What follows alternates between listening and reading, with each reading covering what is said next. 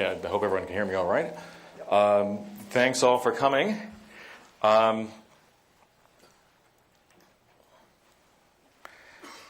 So I, as a Forrester research analyst, study application lifecycle management and related issues full-time. It's a real privilege to be able to do that. As an analyst, I'm obliged to wear a tie. I'm very easy to find in the conference. If later you have questions, because that's what I do for a living actually, is to answer a lot of questions for our clients. And also to write about the vendors in this space. So if there are vendors in the audience, let me just assure you, we love you all. And if you are really wondering, oh no, we love one of you a little bit more. And if you're wondering if that's you, you're right, that's you. So no worries. All right. Dave West, my colleague, was originally supposed to be speaking here today. He and I are both the authors of the Application Lifecycle Management Wave and research into Agile and other things, so he apologizes for not being here. You got me.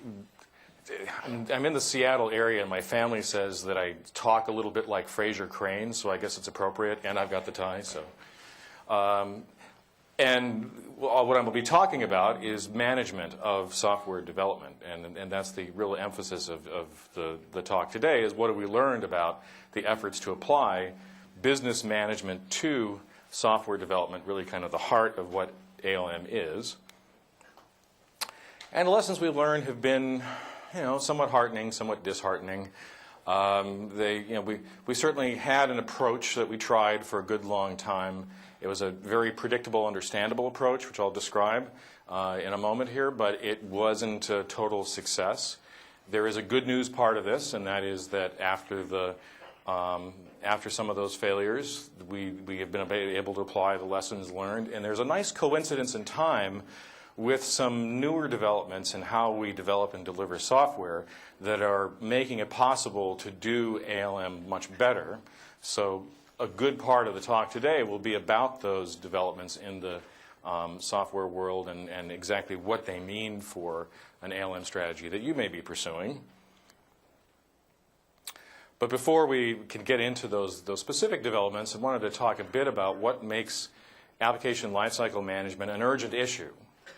It's not something that organizations that we talk to on a daily basis are putting on the back burner. It's why, in my job, I'm answering questions every day about ALM. It kind of starts with the evolution of software development. I'll give you a very brief history. And it starts with what is probably the most rhetorical slide you will see today. The pace of work is increasing, clearly. I mean, we're all very busy people. The demand for the software that we produce is very high. Nothing seems to be slowing down. Even if some part of the technology stack may mature, that doesn't mean that we live in such a mature technology world that it slows down the way that technological maturation often slows things down. In fact, quite the opposite. And at Forrester Research, our explanation for that is really that we've gone from what we call the information technology age into the business technology age. And this increased pace is kind of saying that we are the victims of our own success. That information technology was once something that a group of people dropped in the laps of business users. Here's this big application. Here's this big chunk of technology. It's up to you to figure out really what to make good business use of that. And people did figure it out eventually. And in so doing, they created new business opportunities. CRM, ERP, some of the classic applications that people deployed first were systems that did create opportunity. Opportunity was therefore a stimulus for people to come up with new technological inventions, which in turn created more opportunities, which in turn created more inventions. And this cycle has not only become more rapid, as you'll see in this diagram here over time, but also so closely intertwined, so much that it's hard to distinguish one from the other, that's what we mean by business technology. That it is this very rapid pace of business change and technology change tied to one another, so much so that these are systems now that we depend on. If our email goes down for an hour, We feel like our business has been crippled. If our email goes down for a day, it seems like a disaster, and we should all go home and wait for the apocalypse. And that's just one system of many that we're dependent on a daily basis. And also, another measure of how quickly things have changed. It's kind of hard to call 10 years the long view. 10 years doesn't seem, from a lifetime's perspective, like all that long, but from an industry perspective, it means that the marquee companies that we talk about today, a lot of the the signature technologies like mobile devices that we see today, either didn't exist 10 years ago, or they existed in such a small form as to be almost indistinguishable from what exists today. So this is how rapid change is. If you look at, this is one of many barometers of the pace of change.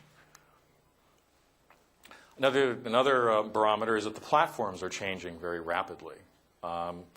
Today, the mobile device, the phone in my pocket, the tablet device sitting in my lap, on the plane, those are quickly displacing traditional laptops in the way that laptops once displaced desktop machines, and desktop machines displace bigger machines.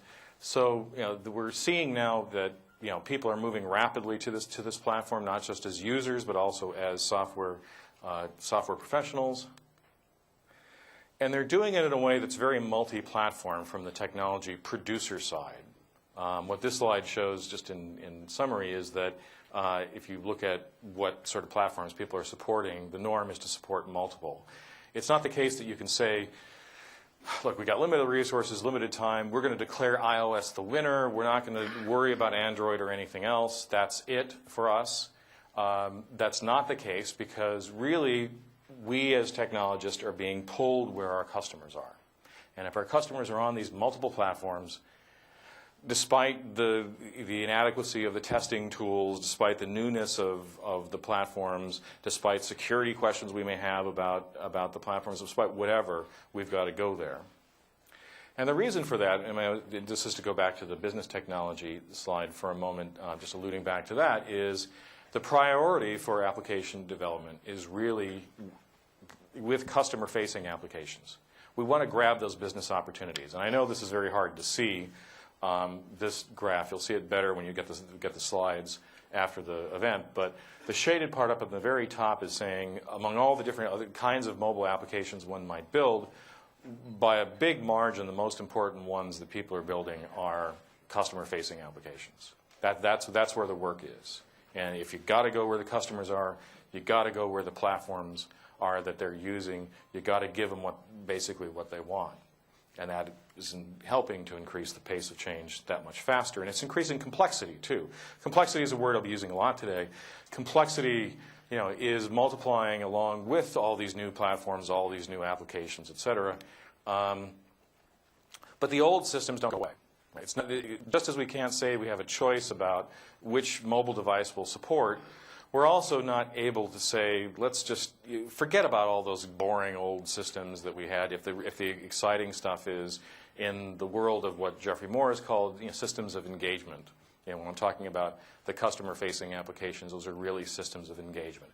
Real-time, the kinds of things that really kind of get people's blood flowing, not the old stodgy ERP systems of the past, but you need both of those. And people are still investing in the systems of record, because not only do you need to create a vehicle for engagement with customers, a vehicle of engagement with partners, but you also need to be able to be as efficient as possible as an organization to make that engagement work. So even though these are two very different domains of software development and delivery, you got to support them both. So more complexity, sorry, it's not avoidable. And then there's the cloud. On top of everything else, we've got this brand new way of deploying software that's changing the way people are planning out their architectures, changing the expectations of customers, changing all sorts of things. I could give you 100 slides from Forrester about the cloud, because that's another topic that we wind up talking a great deal about, but I won't. Just enough to say that we all know the cloud is really, really important. And even though we've been, madly trying to keep up with these technologies, even though we've been throwing out all these customer-facing applications, we've been trying to do our best as software professionals, there is still this persistent gap between business and IT. That, say, within an organization, the IT people still look at the business people and say, "Can't you people make up your minds? Come on, do you really know what you want?" And the business people are saying, "These IT people really don't get us. They throw out technology, and it still feels like it's not what we wanted, or even what we explicitly asked for." So there too is a challenge that people are still wrestling with, on top of all the new ways one tries to address this business IT gap through new platforms, new devices, new apps, new everything. So given that pace of change, given that kind of complexity, doing the equivalent of the million monkeys hammering away on a million typewriters, that's not acceptable. We do need to manage software development and delivery somehow. The question is how. In kind of the traditional way we've been doing ALM, we pretty much followed, as I was saying earlier, a predictable path. And that was, we looked at something like complexity as a problem, and we said, well, we need management. The management not just in terms of management tools, but also management people. Our development organizations are getting bigger and bigger. We're often offshoring some of our development capabilities. Therefore, we need to have management on top of things. We also need specialization.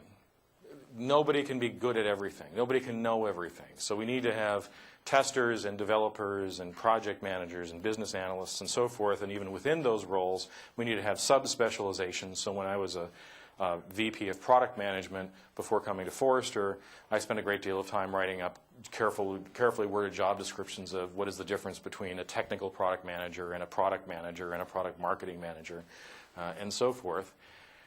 And because managers can't be everywhere, we also need process. Process is our Bible. It will tell us whether we're moving in the right direction or not. So process, whether it's seen as management by remote control or the set of principles by which we decide whether or not we're moving in the right direction. We're not merely the million monkeys hammering on the million typewriters.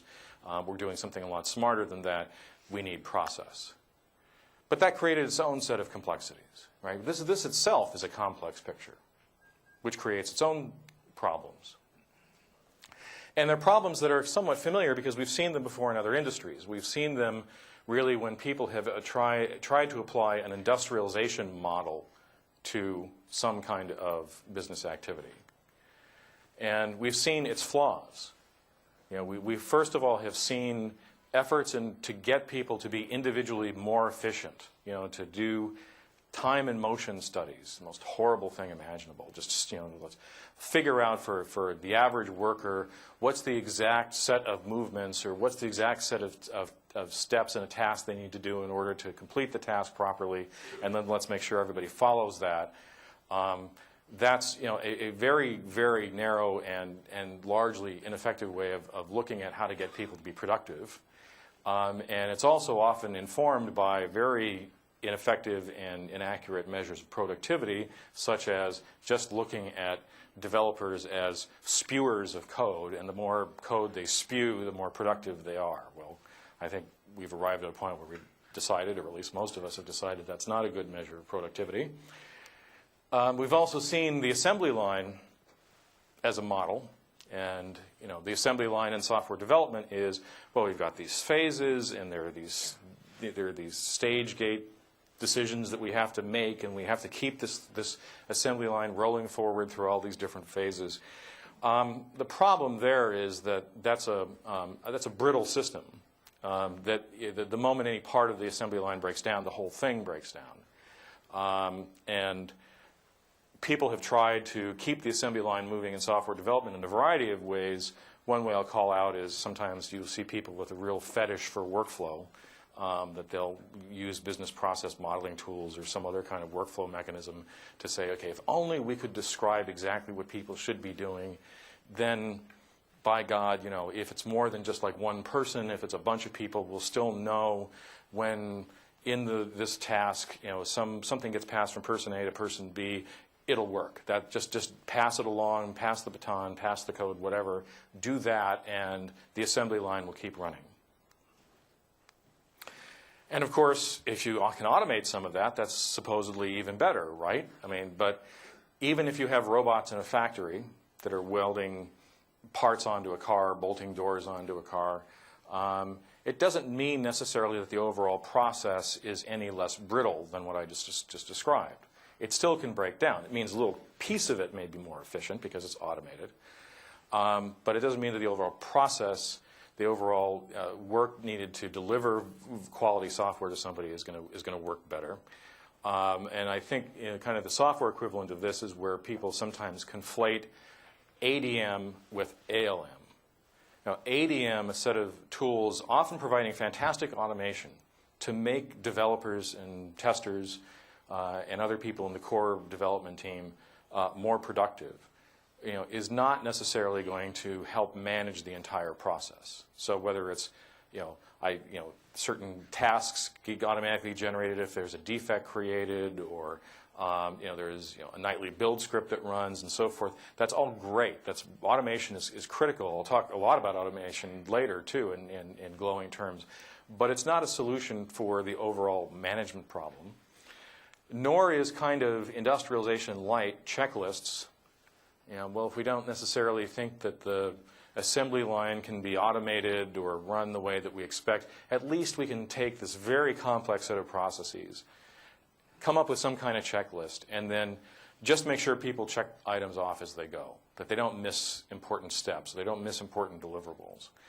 And in the software world, I think where we've seen that largely not succeed is with CMMI and other kinds of extremely complex checklists. You know, basic rule of thumb: you do not defeat complexity with complexity. And I think that CMMI demonstrated that. That sure, you can have all the checklists you want, but that's not a barrier necessarily against the outcome being something that the user doesn't want. Or it's not a barrier necessarily against problems that if there is, you know, more than one group involved in the process of software and delivery, and there always is, that those groups aren't working together very well. So we're left with a lot of questions, and I think that this period of uncertainty in application lifecycle management has been great because it's brought up fundamental questions. You know, Sam and I were talking just before this, and we were saying that, you know, one of the, you know, kind of the analyst to vendor conversations we had recently was nice because we got into all these big questions. Well, I think that's kind of characteristic of where we are with ALM. We have these big interesting questions now. We needed to go back to some basics and understand really what it is we were trying to achieve and how we know we've achieved it. But we, you know, kind of know that we need to move away from the industrialization model. And there are three things I want to call out that really demonstrate that the industrialization model failed. Number one, it described the work of software and development and delivery in exactly the wrong way. It depicted that work in terms that don't fit what we're really doing when we're building and delivering software. Second of all, it missed the timeline, the real timeline that matters. You know, that the assembly line was maybe too short. That, you know, given the, you know, kind of the strains of trying to get the assembly line built and running, the idea of extending it further seemed a little dangerous. But in reality, it is a lot bigger than sometimes we've depicted it. And the outcome of the work is what the ultimate test is, right? Did we deliver something that the user valued? Are we grabbing those business opportunities? Are we making our customers happy, whether they're internal customers or external customers? All the efficiency techniques that one might apply in the world they may do nothing to make sure that at the end of all of that, the customer is happy. So we've had to really look at the process of management as being more than just, you know, keeping the assembly line running, but really looking at whether the output was something that was of value. So I'll talk about all three of those, and I'll talk about all three of them connected to big developments in software development and delivery. So I'll go to the first one, the nature of work, and where the industrialization model failed. The work of software development and delivery is not algorithmic. And by that, that comes from a colleague of mine, Jeffrey Hammond. The difference between algorithmic and heuristic work, algorithmic work, there's a formula. You apply the formula. It's like the Taylorite view of time and motion studies. You just do this set of steps, and then you will get the desired result. That's really not software development, right? We all know that. We all know that it is a journey into the unknown in which there are a lot of multiple paths we might take to arrive at what it is we're trying to build and deliver. There's a lot of room for creativity.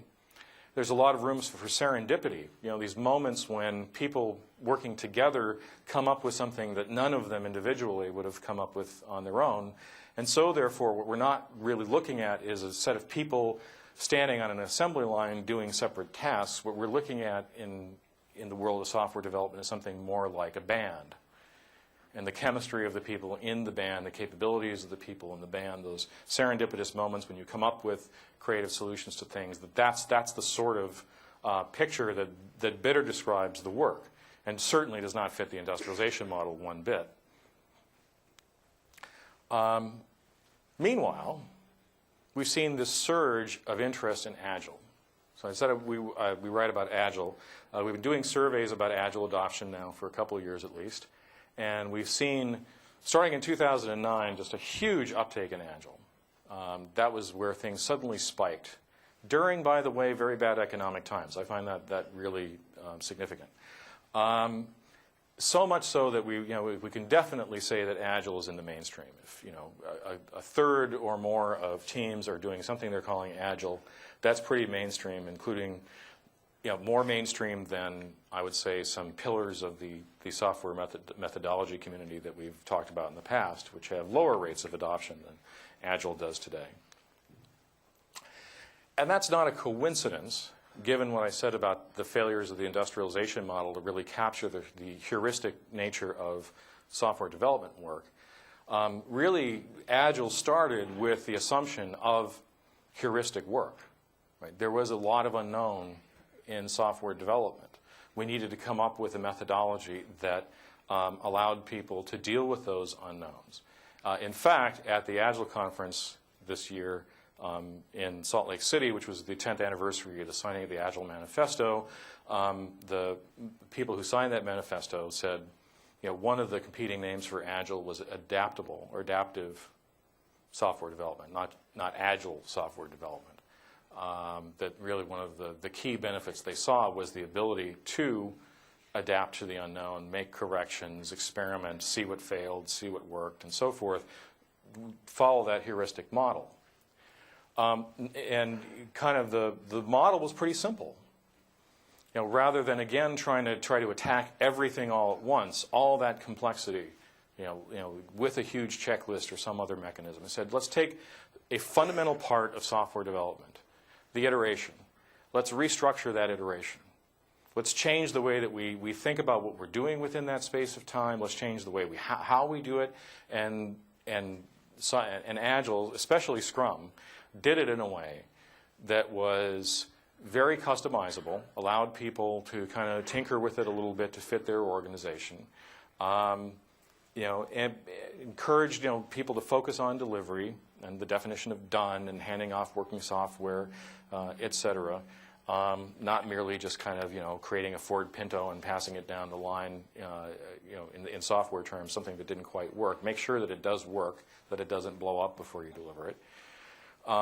So very simple change that had a lot of ripple effects, obviously.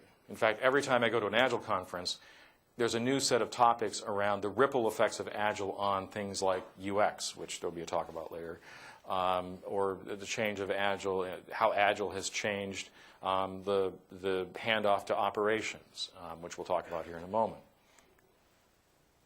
And it's an approach that, as it turns out, has really done a great job of unleashing people's potential.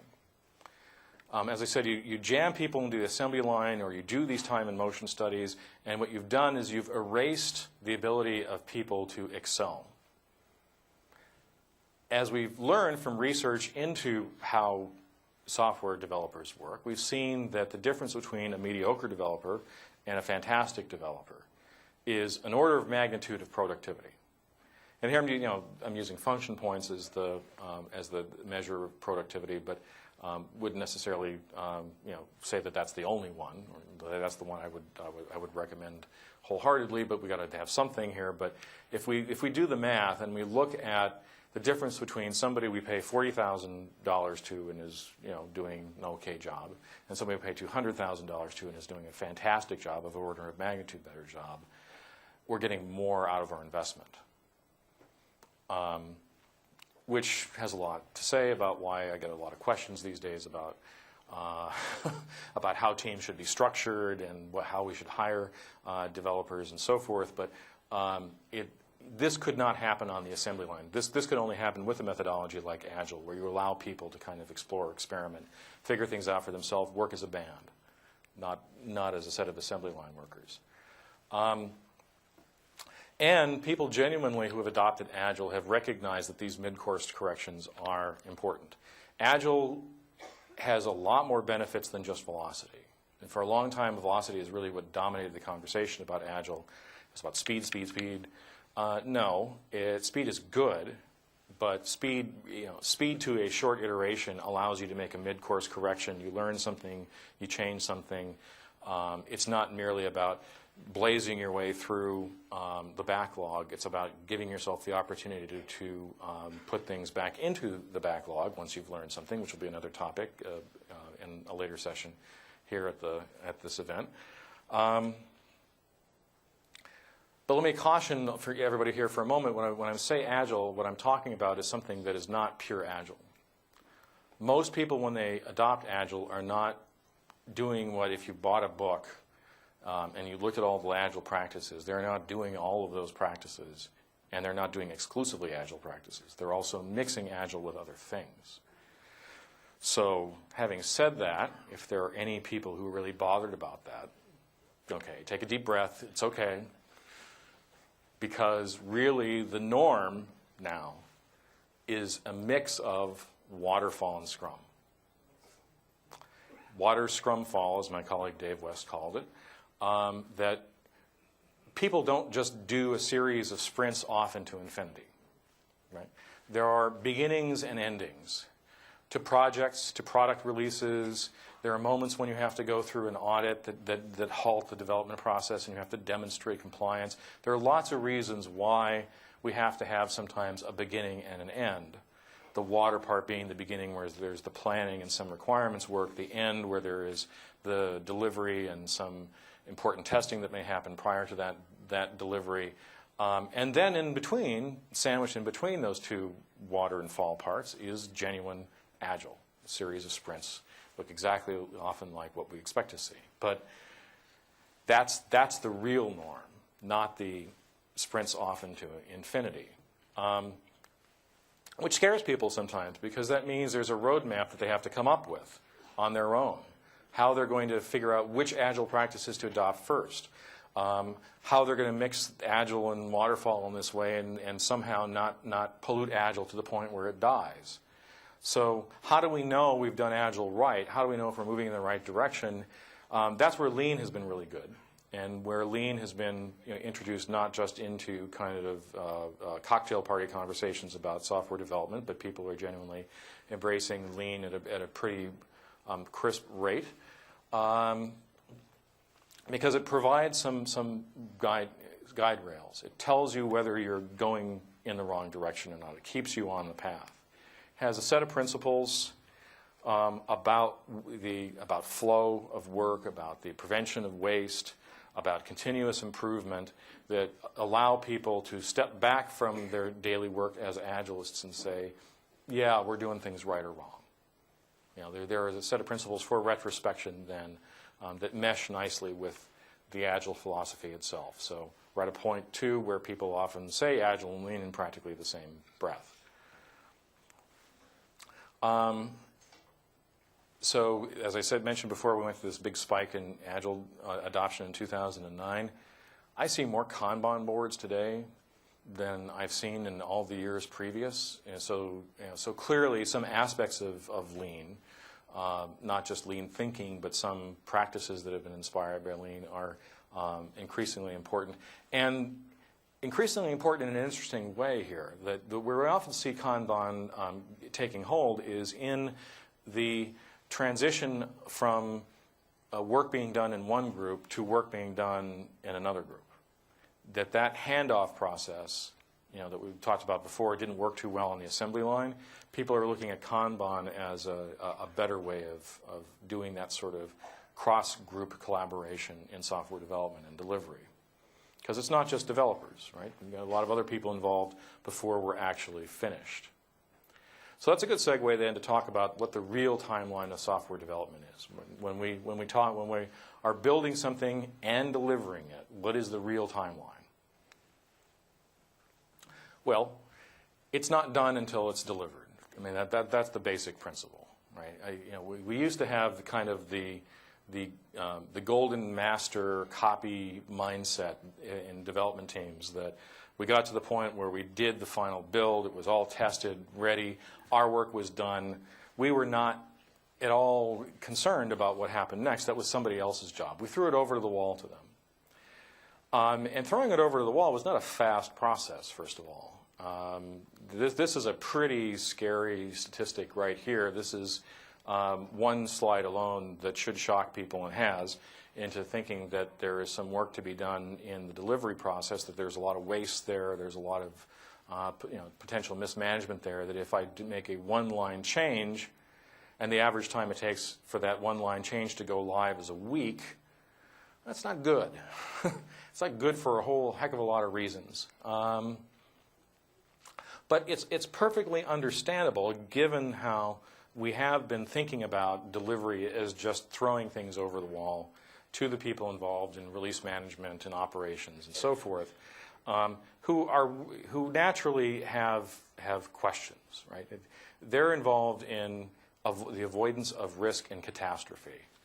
System goes live with that one line change. System goes down. Fingers get pointed. Bad things happen to good people. So very often then people will be in the mindset not of saying, hooray, now the development team can be agile and deliver things at this incredibly fast clip. They're saying, oh dear God, here it comes. Because they get the software from somebody else, they look at the configuration scripts that the development team wrote, they laugh at them and write their own.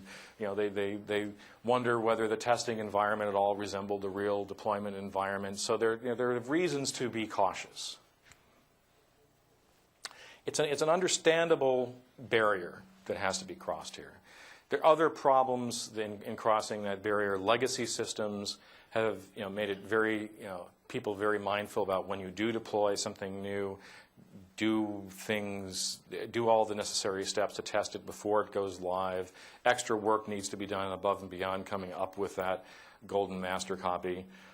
We've seen kind of people assume that the release process has to be like a bus, that the bus is going to roll by at a particular time. You jam as much as you can on the bus, and then it moves on to the delivery phase. So therefore, you can kind of clump things in a way that the delivery people aren't constantly chasing their tails with all kinds of deliveries several deliveries a day. Every release has a lot of overhead involved in it. And again, people involved in the delivery part are concerned naturally about risks. And they come from two different cultures, developers and operations people. But we can't really live with this model anymore. Right? If we really want to chase after business opportunities as nimbly as I described at the beginning of this presentation, we can't wait that long for people to be able to use software that's already been coded. We have other reasons too. We seen Agile, again, speed up the iterations, which begs the question, why are we speeding it up if we can't deliver it? There are often security issues where you can't wait for someone to deal with a security vulnerability. There are compliance issues where you can't wait for someone to satisfy some auditing authority. The fix has to go in now in the live system. It's not enough to say, well, we coded it, and in a few weeks it'll go live, but in the meantime, all our customers are potentially vulnerable. That's not acceptable. So we got to get past the the problems with delivery, which then has quite rightly made the aspiration of a lot of people the mastery of continuous delivery. It doesn't have to be continuous delivery in the sense that we are always indeed delivering, but we are always indeed capable of delivering. If we wanted to deliver every single day, we could. We don't necessarily need to, but we've got the capacity to do that. We don't have to wait a week for a one-line change to go in. And I'll leave it up to greater minds than mine, like Jez Humble talking at the end of the conference here to say more about continuous delivery. But it is something that our clients at Forrester are very, very interested in, as they are in DevOps. Above and beyond just continuous delivery, coming up with a strategy, a commitment, a crusade, or whatever you want to call DevOps these days, to bringing the two worlds, the two cultures of dev and operations into greater alignment with one another, to really making them see that they all are part of the same process, that they're looking at the same indicators, whether and here's where tools play a critical role. That we automate steps, we have dashboards and other things that both sides are looking at. We kind of are always looking at the same process, and therefore the cultural barriers will erode over time, and people will really see that they have a common goal as dev and ops people. What does this mean in terms of application lifecycle management? It means we've stretched the definition. It is no longer just everything up to the point where we have the golden master copy. It is now, really, everybody, again, talking about tools for a moment, everybody that we talk to who are in the tool space have felt this tug themselves from their customers and are doing something around delivery that they weren't before as ALM tools vendors. A lot of it is about automation. A lot of it is to get to the point where you can check in code and then in the shortest possible interval have that code be live. That means automating a lot of things in between. That's where automation can be a very good thing. It means that there has to be a lot more traceability in what happens between the point of finishing the code and the point at which the code is deployed. Let me tell you, in this job, been in this job now for a couple of years, I've had more appreciation for traceability than I ever had in my life. I have to make a confession. I kind of personally rolled my eyes around the issues of traceability, but boy, I've seen so many terrible things happen when there isn't traceability, and now we're kind of extending traceability beyond what we thought traceability was into the delivery phase. So from an ALM perspective, it means ALM is bigger. It means now that there are more people involved, there are more tasks involved, there's more that happens at the end that ALM is supposed to cover, whether it's ALM as a strategy or ALM as a toolkit. Okay, the last area where people have moved away from the industrialization model, and that is, what's the result? Again, there's no point in doing all of this, really. Well, there's some point. But there's no point, really, ultimately, in doing all of this if you don't produce a quality product, something of value. Right? That's supposedly what all the management is supposed to succeed in doing, not merely keep the assembly line running and produce a lot more Ford Pintos. Now, value is a slippery concept. I'll say that right out. First thing I wrote when I was at Forrester was I was writing it for vendors. I was writing it for software vendors. And I said, we're moving from product development to value development. Right? We want to be, products are a component of value, but they're not the only component of value. So when I do business with a vendor, I'm looking at not just, is this a good tool, but is this company going to be in business? If I'm going to need any kind of services, do they have service offerings that are affordable and helpful?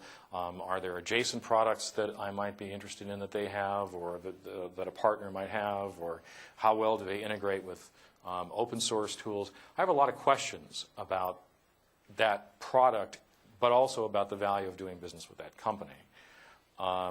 And when I wrote that, I honestly, could not come up with, a magic formula for measuring value. I had some stab at it, but I think we're still working out exactly how best to measure value. But forget value for a moment. If that's blowing your mind too much, let's talk about quality. What is quality? Well, let me do something I told when I was teaching at the university level. I told my students never to do, and that is look at the Merriam-Webster's dictionary definition of something. Don't ever do that if you take any college classes in the future. If a professor is any good, they'll hate you for it, because here's why exactly. The dictionary tells you something that is not useful for a specific application, is not good for a technical audience in a particular area. Degree of excellence. But that helps me understand what a quality piece of software is. All right? I might also quote somebody in saying that there is quality is when somebody sees value in it. Okay, that's a little bit closer, but I need something a bit more specific than that. I might take the kind of very altruistic view or the very world-shattering view of if you change things for the better, then you have something of quality. While all of these are great and they're inspirational, they're not specific. Right? We need to be specific about the way that we measure quality, because that's what we're being judged on. Everybody in the process is being judged on quality in some way. And if you ask the management, in that picture at the beginning of the presentation, what they're looking for, well, they're saying, well, of course, we want quality of the product, but we also want, quality code writing, we want quality testing, we want quality delivery, we want quality, quality, quality, all throughout the entire process. Quality is, however, a little bit tricky because we have very demanding people. As I said at the beginning, the customers are demanding. They're savvy about technology. They know what they like and they don't like, and they're not very patient. They're not going to let you drop things in their lap and leave it for you to figure out whether it's going to be helpful to them or not. It's also tricky because people want things right away. People want, in your organization, you to deliver things as fast as you can. The customers want to get things as fast as they can. Fast, fast, fast. All these different goods, you look at what people are looking for when they say quality plus fast, and you say, well, holy crap, is it possible to be a quality product at all at the end of that, if you're trying to meet all these particular requirements? Well, yes. And let's step back for a moment and first, kind of notice something about the ALM world. Where is it that we define value? Where is the one place in the development process where somebody has written down, this is what the customer wants, this is why they want it, this is what use they're going to be putting it to, and this is how it's going to help them? Where's the one place, presumably, where some initial guidance exists about quality? If you push a button, how long should you wait until an action happens? Those kinds of parameters. That's requirements. Requirements are the one place, if nowhere else, where somebody has written that down. Now, requirements have gone through a quiet revolution as profound as everything else I've described around continuous delivery, around Agile. It's just been very quiet. But it's significant enough that, kind of measured in terms that matter for Forrester Research and its clients, I'm both doing the application lifecycle management wave with Dave West, and I'm also doing the requirements wave, our vendor comparison. I'm doing the research with Margot Visitation. So, and these are pretty heavyweight, bits of research. It's the kind of the hardest research that we do. There's a ton of research primary research that has to go into it, and we write up the results, and the vendors we're describing get mad at us because they don't agree with something that we've written about them, and wackiness ensues. Anyway, but the reason why we have this separate requirements emphasis in doing the waves this year, and the reason why myself and other people have been writing about requirements a lot, is that people have recognized requirements are where a lot of evil starts. I was working with a client recently where their chief problem was their requirements process broke down almost at the very beginning. They were very template-driven, but people ignored the templates. And then, nobody knew where to find all the requirements documents. So several steps into software development and delivery later, there was a tester who wanted to find out what sort of test cases seemed reasonable, but that person couldn't figure out where the initial requirements were. So requirements wind up, if done badly, creating a lot of problems. But on the good side, they also are a place where you can find a lot of useful information about value and quality that can guide the overall process in which you can judge whether application lifecycle management has succeeded or not. We see, by the way, that how much things are changing in the requirements world measured by just this ballooning interest in requirements definition. Requirements used to mean requirements management. No, not anymore. The definition side is what's getting most of the action these days. A lot of new vendors in this space. Clearly, there's a much bigger market for help with requirements because people are feeling the need to do them better. Every time I try to count the number of requirements vendors out there, the number has gone up. There are new kinds of requirements tools. There are things like visualization tools like Balsamiq or iRise that didn't exist 10 years ago, but now seem pretty mainstream, that people think that, yes, indeed, you should visualize to somebody what it is you're going to build before you build it for them. And integration with ALM is really, really important. You can't have a requirements tool sitting over here that generates a lot of interesting content, but then that doesn't get passed along to the testers. That isn't the basis of traceability of what gets built and how it gets tested and how it gets delivered and what it looks like in a live system and so forth. It's not acceptable for the world of requirements in its own little revolution to wind up on an island separate from everything else. I think you can see a picture here then of why this quiet revolution happened, what shape it's taken, why it's so important for the definition of quality and value. Now, it doesn't mean that you have to be fancy. Does anybody not know In-N-Out Burgers? Okay. In-N-Out Burgers is a chain that really has the simplest menu of any fast food restaurant. There are like 3 different kinds of hamburgers. There's the one with cheese, without cheese, 2 patties, 1 patty. They have French fries and they have shakes. That's all they have. But they do them really well, right? If you read Fast Food Nation and you got horrified reading about hamburger in America, and you're very interested in grass-fed beef, you can go to a fast food restaurant and get grass-fed beef that forms the basis of the hamburger. They do their job very simply, very well. They're kind of like the iPad of fast food restaurants, right? The iPad took off so fast because people had a device that was very simple to operate.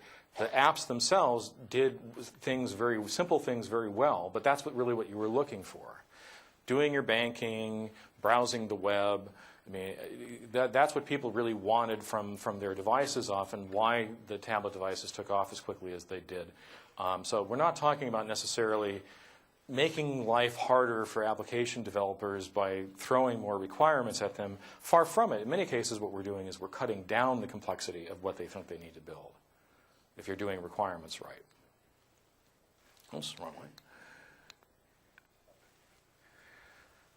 What then, you look at the requirements, you understand the customer, you're weighing your options on how to develop something. You wind up, and I'm going to race through this last little bit here, but I think you come up with a definition of quality that points out that quality is way more than just testing. I think that's another aspect of ALM that certainly has changed. That the quality part isn't just code coverage, how good the unit tests, system tests, integration tests were. That's not the sole definition of quality. At the end of the day, what quality is, doing those things right, sure, but it's the balancing of value and risk. And there's a balancing act there. Right? You look at those boxes there in this slide and you say, okay, I want to be able to deliver things faster, but that introduces risk. Right? The faster we go, the more likely there are that things will go kerplooey in the process of building, testing, delivering. Complexity creates risk. So let's be sure to avoid that.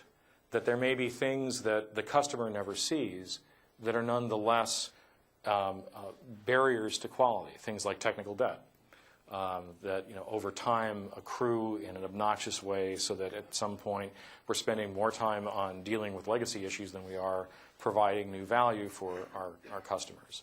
So there's this balancing act between the two, between value and risk, and that's what quality is. And that's also a picture, by the way, as you can probably tell, where it's not just the testers.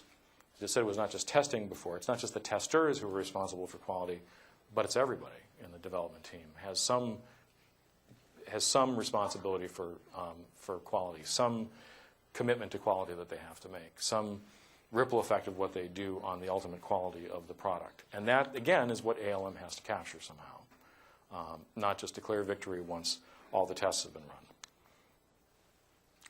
Obviously, that means we need different measures of quality that go beyond just efficiency. Efficiency isn't the only measure. There are lots of other ones. There are, for example, some that you may not have direct control over in your particular role, but do matter ultimately for the success of what you're building. So this is from a piece that we did on the metrics that matter, and so if it's hard to see there, what I've done is to outline business outcome metrics. Did the software help create a business outcome that you wanted? And user satisfaction metrics are increasingly popular because people understand that these are the ultimate definitions of quality and value, not simply did we do the tests. Okay, so let's wrap up. We've got a couple minutes here. What does this mean for you? Well, when I was doing this last slide, I realized it almost sounded like I was talking to a teenager. And that was because we're talking about application lifecycle management emerging from its adolescence. So I'm going to give you advice phrased in terms that you would give a teenager, but have profound meaning for application lifecycle management. So first of all, yes, you're smart, but you're not born with all the answers. Nobody is. Not even the smartest people are born with all the answers. So you can't come up with a systematic way of doing software development and delivery that expects you to plan everything right up front, execute perfectly, not worry about the delivery part. So we need things like Agile and Lean to really capture the heuristic nature of the work that we do, to understand that there are unknowns, there's creativity involved, there's experimentation. You're not done until the job is done. Right? If you've ever had a teenager rake a yard or clean their room and so forth, you have to explain to them that it's not done until it's done.